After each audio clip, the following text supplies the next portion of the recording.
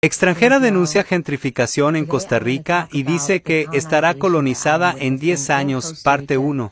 Why it is so dangerous and what you need to know about what's happening here.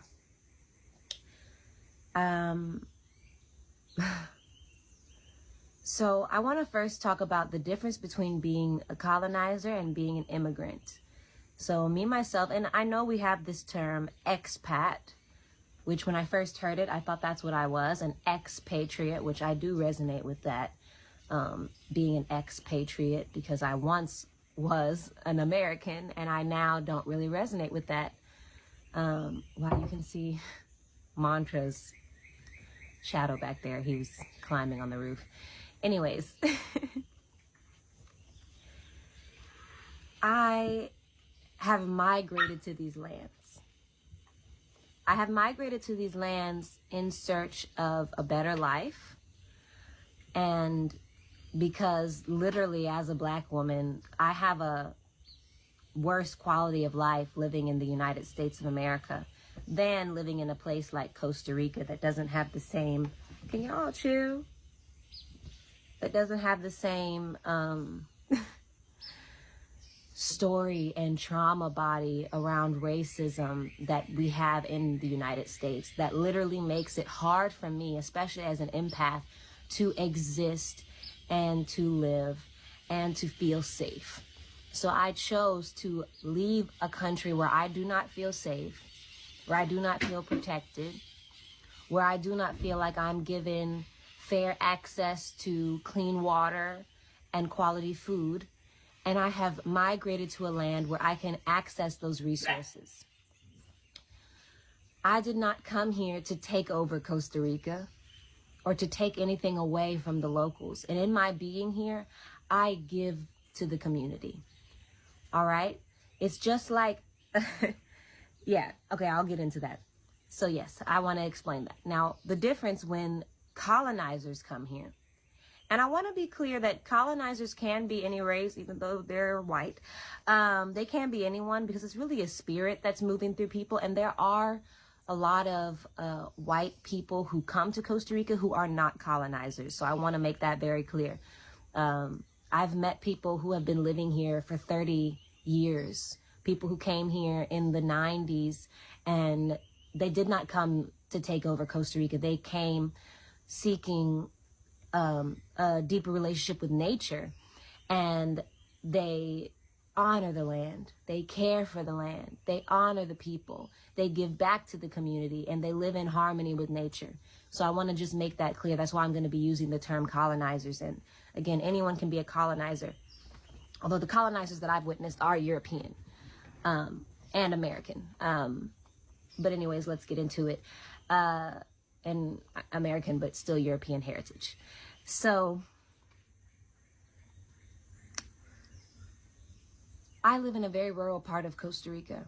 I'm no longer comfortable even saying where I'm at. I've mentioned it in other videos, and I don't even want to be sharing where I'm at anymore, because I don't want y'all, or, you know, the ops to see it and think about this place as somewhere they can come.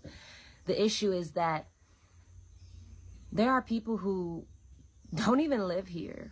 There's a European company. I'm not going to say which country in this moment. I just feel like I should keep that private. But there's a country in Europe, a small country, and there's a man who has a company who has basically been, in the last couple of years, he's been buying up hundreds of acres of land here in Costa Rica with the intention of making money off the land and also bringing a lot of people from that country here.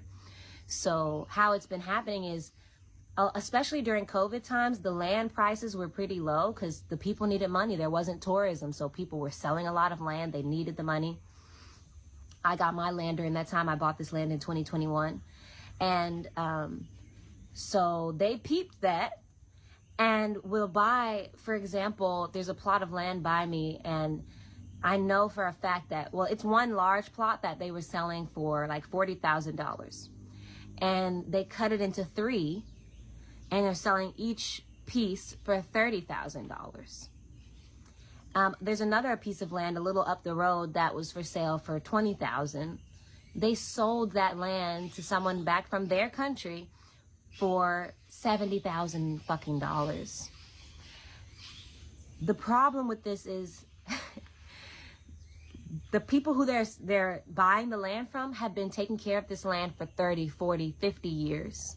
These are locals. The local people here are mostly what we consider poor. They're not actually poor when you look at where they live and the resources that they have access to, but when you look at their bank account, they're poor. Even if you looked at my bank account, you could say that I'm poor, but I'm not poor if you see like the quality of life that I'm able to have access to living here in this small town, which is also, you know, right outside of a national park. It's the jungle.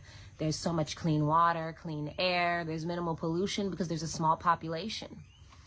So for me, it's very much not in integrity to, for example, buy a piece of land for $20,000 and then sell it for $70,000. You've done nothing to the land. They don't build a house and then sell it.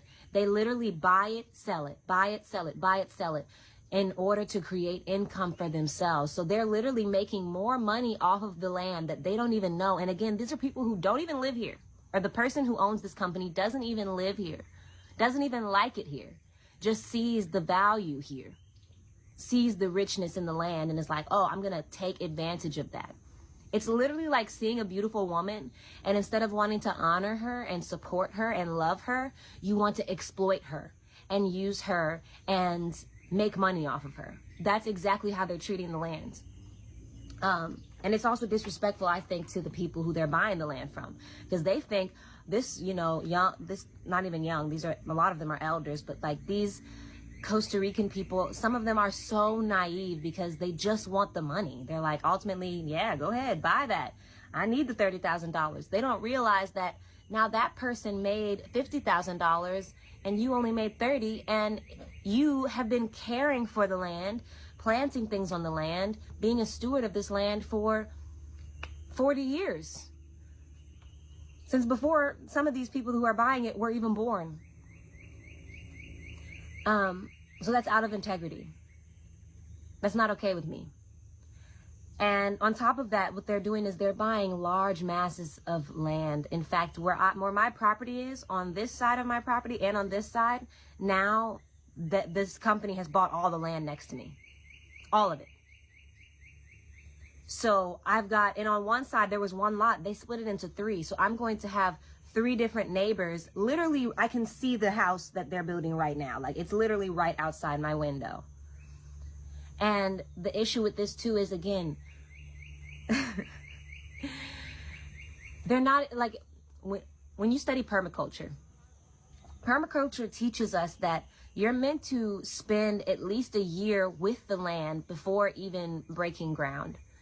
And I was coming and seeing my land for not quite a year, but at least 8 months before I started building. I had already bought the land, and I had already been coming to visit the land, sitting with the land, speaking to the land. And that's the thing that these motherfuckers don't get, because they're not indigenous like me. They're not spiritual.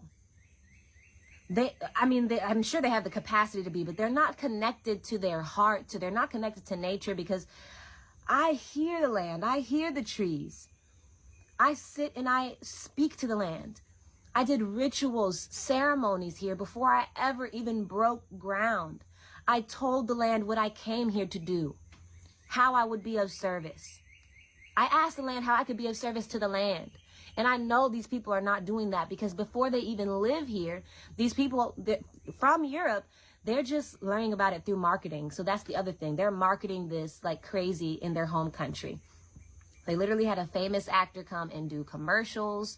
And they're promoting this, like perfect lifestyle. Come to Costa Rica, live with nature, la la la, like, you know, like escape Europe or whatever they're trying to do. And people who literally have no connection to these lands, they buy their property before even stepping foot on the land. And that's dumb.